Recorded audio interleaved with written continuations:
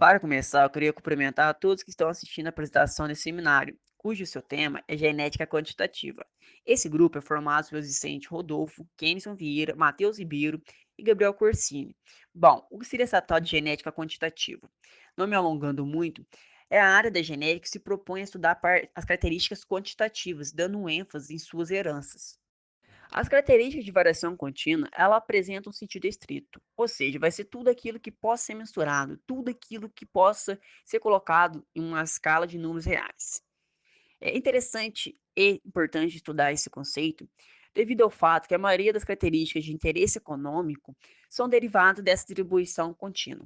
E a hipótese de fatores múltiplos é uma teoria que tenta explicar as heranças das características que apresentam a tal de distribuição contínua. Basicamente, essa hipótese diz que um fenótipo vai ser derivado na junção de mais de um gene. Em outras palavras, seria o seguinte: imagina um fenótipo B que é determinado por 5 genes. Cada gene vai ter um papel que, ao somar com o papel do outro gene, outro gene, com outro gene, com outro gene, vai possibilitar a formação do fenótipo B. Especialistas na área, ou seja, geneticista e melhorista, em desafios durante seus estudos. O primeiro seria o grande número de genes envolvidos e o pronunciado efeito do ambiente. Devido a esse fato, eles trabalham com uma população grande e utilizam parâmetros estatísticos para estudar esse tipo de caráter.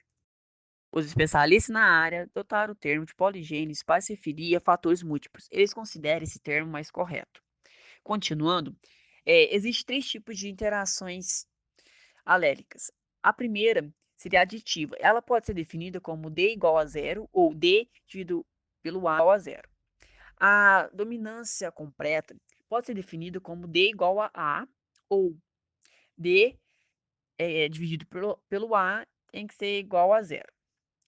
Já a interação alélica de sobredominância pode ser definida como D maior do que A ou D dividido pelo A tem que ser maior do que 1. Essa figura a seguir tem valor de genótipo para um loco B, onde o que? O meu U vai ser a média entre os meus dois homozigotos. E o meu D vai ser o valor, a minha distância entre o meu U e o meu heterozigoto. E o meu mais A ou menos A vai ser a distância entre da minha média e meu homozigoto. Bom dia a todos, eu sou o Gabriel. Interação aditiva. Nesse tipo de interação, cada alelo contribui com um pequeno efeito fenotípico, o qual é somado aos efeitos dos demais alelos. Então, tendo como, por exemplo, dois genes, um gene A e o gene B, de efeitos iguais com dois alelos cada. Então, o gene A1B1 equivale a 30 unidades e o A2B2 equivale a 5 unidades.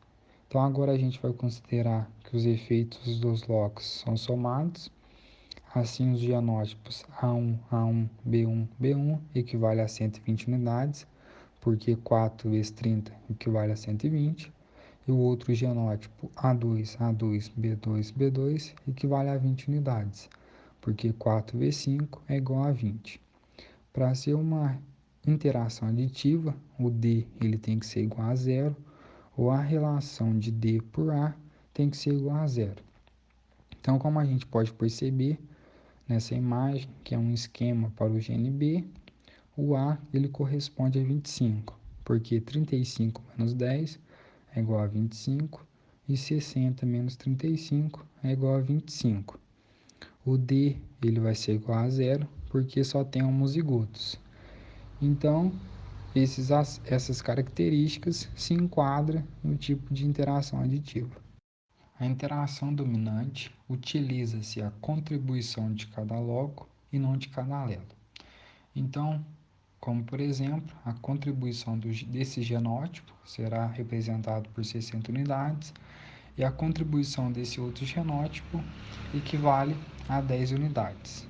Para ser uma interação dominante, o D ele tem que ser igual a A, ou a relação de D por A tem que ser igual a 1. Então, conforme essa imagem, um esquema para o loco B, a gente tem que o equivale a 35, que é a média de 60 mais 10. Esse espaço equivale ao D, esse espaço equivale ao A. Então, o D vai ser 60 menos 35, que é igual a 25, e o A 35 menos 10, que equivale a 25. Então, como a gente pode perceber, se enquadra nessas características, porque 25 dividido por 25 é igual a 1. Interação sobre a dominância é quando o desempenho do heterozigoto AA ou BB ultrapassa o limite dos pais. Então, de acordo com esse exemplo nessa imagem, a gente tem que esse genótipo equivale a 10 unidades, a média equivale a 35, porque 60 fez a média de 60 mais 10, esse outro genótipo equivale a 60 e esse outro a 80. Para essa interação sobre a dominância, o D tem que ser superior ao A, ou a relação de D por A tem que ser maior que 1, que é o que ocorre nessa imagem, porque esse espaço ele equivale ao D, que equivale a 45, porque fez 80 menos 35. E o A ele vale 25, porque fez 35 menos 10, ou 60 menos 35. Então, 45 ele é superior ao A, ou 45 dividido por 25 é igual a 1,8. A heterose é o desempenho superior da geração F1 em relação à média dos pais. Esse termo foi criado no início do século XX e é conhecido também como vigor híbrido. Foi a principal descoberta que possibilitou o desenvolvimento de toda a indústria sementeira. Quando há predominância de interação alélica dominante ou sobredominante, que foram os exemplos anteriores que nós explicamos, a seleção de indivíduos superiores não é a melhor estratégia para o melhoramento. Então, por isso, o melhorista, a atenção dele deve ser voltada para a obtenção de híbridos. Então, a heterose ela ocorre sempre que a interação alélica for não aditiva, ou seja, tem que existir alguma dominância. Então, a gente pode afirmar que a heterose ela é dependente do desempenho dos genótipos heterozigóticos. Meu nome é Rodolfo, vou falar um pouco para vocês da predição da média de um caráter em populações obtidas por cruzamento. Então, a gente sabe que o avanço da genética no campo de melhoramento, tanto de plantas como de animais, possibilitou obter predições, ou seja, previsões de determinado caráter, como por exemplo o rendimento, a um bom nível de segurança. E para ilustrar esse fenômeno, eu vou usar como exemplo a obtenção de híbridos duplos em uma cultura de milho. Então, os híbridos duplos eles são obtidos pelo cruzamento entre linhagens. Se a gente considera 4 linhagens A, B, C e D, vamos obter os seguintes híbridos duplos que agora eu estou mostrando na tela. No entanto, a gente sabe que o melhorista não trabalha apenas com 4 linhagens, e sim com um número muito maior, o que torna a quantidade de híbridos duplos gigante. Sendo assim, a gente precisa utilizar uma expressão para calcular o número de híbridos duplos possíveis a partir do número de linhagens. E a expressão é essa que eu estou mostrando na tela, onde NHD é o número de híbridos duplos e K é o número de linhagens. Para exemplificar, se o melhorista dispõe de 10 linhagens, ao resolver a equação, a gente vai obter um valor de 630, ou seja, 630 híbridos duplos diferentes. E depois de resolver isso, a grande questão agora é descobrir, dentre esses possíveis híbridos duplos, qual que é mais promissor. No entanto, para atingir esse objetivo, o melhorista deveria sintetizar todos os híbridos possíveis e avaliá-los em condições de campo, o que é extremamente complexo. Considerando, como eu já disse, que o melhorista trabalha com um número muito elevado de linhagens, sintetizar e avaliar os inúmeros híbridos duplos é algo impraticável. E, por fim, para solucionar esse problema, a gente pode utilizar a expressão de predição de média, que é o ponto-chave da minha explicação. Assim, com base nas predições, é possível sintetizar e avaliar somente aqueles híbridos que se mostrarem agronomicamente superiores. Nessa expressão, esse símbolo é a média da população descendente do cruzamento, e o x e o y representam a proporção de alelos de cada um dos genitores. Agora eu vou mostrar para vocês um exemplo de aplicação na fórmula utilizando esse híbrido duplo. Então, se a gente considerar que x é esse híbrido simples e y é esse híbrido simples, então podemos dizer que o x contém em seu genótipo metade dos alelos de A e metade de B, e o y contém em seu genótipo metade dos alelos de C e metade de D. Então agora, substituindo na fórmula, a gente vai obter o seguinte resultado. Isso é a predição de média desse híbrido duplo, Mas repare que para alcançar um valor numérico é preciso obter as médias de produção dos híbridos simples, o que só vai ser conseguido a partir do experimento no campo. Isso é um exemplo, mas esse raciocínio se aplica para todos os 630 híbridos duplos que a gente está simulando. Então, se a gente precisa saber a média de produção dos híbridos simples, primeiramente é preciso calcular o número de híbridos simples, que é fornecido por essa forma que eu estou mostrando agora, onde NHS é o número de híbridos simples e K novamente vai ser o número de linhagens. E ainda considerando as 10 linhagens, o resultado da expressão é 45, ou seja, 45 híbridos simples, um valor bem inferior ao número de híbridos duplos. Esse menor número de híbridos a ser avaliado vai facilitar o trabalho do melhorista, pois vai permitir uma melhor precisão nos experimentos. Então, assim, o melhorista coleta a média de produção dos híbridos simples e joga na forma para obter a média de produção dos híbridos duplos. Somente aqueles híbridos duplos que se destacarem serão cultivados, o que vai otimizar tempo e dinheiro. Bom, agora vamos tratar do emprego da variância no estudo dos caracteres quantitativos. A variância pode ser usada tanto para estimar a variabilidade nas populações, como também para avaliar o quanto dessa variabilidade é genética e o quanto é ambiental. Isso é importante em qualquer programa de melhoramento, porque permite conhecer o controle genético do caráter e o potencial da população para a seleção. Vamos apresentar agora alguns exemplos de estimativas que aplicam o conceito da variância. E para explicar essas diferentes estimativas, nós vamos usar como exemplo os dados de um experimento com eucaliptos. Os dados dessa tabela se referem ao diâmetro de árvore de eucalipto, à altura do peito, aos 78 meses de idade. Ou seja, eles mediram o diâmetro de plantas de eucalipto, de aproximadamente 6 anos e meio, a uma altura de mais ou menos 1,30 m do solo. Mediram esse diâmetro. Essas árvores foram plantadas intercalando plantas oriundas de semente e clones da mesma espécie. Através desses dados, nós podemos apresentar a primeira estimativa, que é a dos componentes de variância.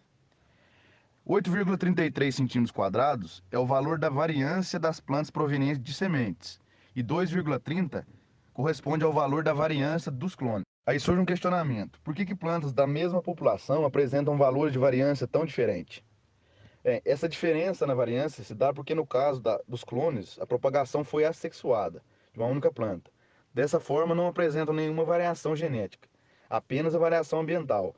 Já nas provenientes de semente, apresentam as duas variações. Um segundo parâmetro de grande utilidade, também para os melhoristas, é o da estimativa da herdabilidade e ganho com a seleção. Por que esse parâmetro é útil? É útil porque essa estimativa mede o quanto da variação fenotípica pode ser herdada. Então, com essa estimativa, o melhorista consegue saber de antemão se a sucessão será ou não bem-sucedida. Olhando para a tabela anterior, vocês podem ter se perguntado: por que não selecionar logo o melhor indivíduo, que naquele caso é o número 15, de diâmetro 18,78. Bom, não se seleciona o melhor indivíduo por dois motivos. Primeiro, a herdabilidade não é de 100%, então esse indivíduo pode ter expressado o fenótipo extremo por ação do meio ambiente. E segundo, que normalmente o melhorista realiza vários ciclos de seleção. Pegando apenas um indivíduo, ele comprometeria a possível variabilidade genética. Bom, no exemplo apresentado foi considerado o eucalipto, que é uma planta onde é possível realizar a propagação assexuada. Então toda a variação genética é transmitida também à descendência. Mas o que ocorre então quando a propagação é sexuada? Bom, nesse caso, a variância é observada na segunda geração, porque os indivíduos P1, P2 e F1 apresentam o mesmo genótipo, portanto a variância neles é totalmente ambiental. Vale lembrar também que a herdabilidade de uma certa característica não é imutável. Cada caráter tem herdabilidade diferente. Por exemplo, produção de grãos de uma planta, produção de ovos ou de leite são características que são muito influenciadas pelas condições ambientais. Então apresentam herdabilidade baixa, normalmente inferior a 30%. Já outras, como peso de semente, altura de plantas e peso mesmo dos ovos, são menos influenciados pelo ambiente. Então, consequentemente, apresentam a herdabilidade mais elevada. Por último, vamos tratar da estimativa do número de genes. Bom, o conhecimento do número de genes que são envolvidos para expressar uma dada característica é importante principalmente para estimar a probabilidade de se passar um determinado genótipo para a próxima população. Como que é feita essa estimativa? Bem, para a maioria das características, o número de genes envolvido é muito grande e muito influenciado pelo ambiente. Então, foi desenvolvido um método que utiliza não só a variância, como também utiliza as médias. A estimativa é feita observando a frequência dos fenótipos, ou seja, observa se a característica escolhida foi ou não expressa na segunda geração. Com esse último parâmetro apresentado, nós finalizamos o nosso trabalho sobre genética quantitativa. Agradeço a todos pela atenção.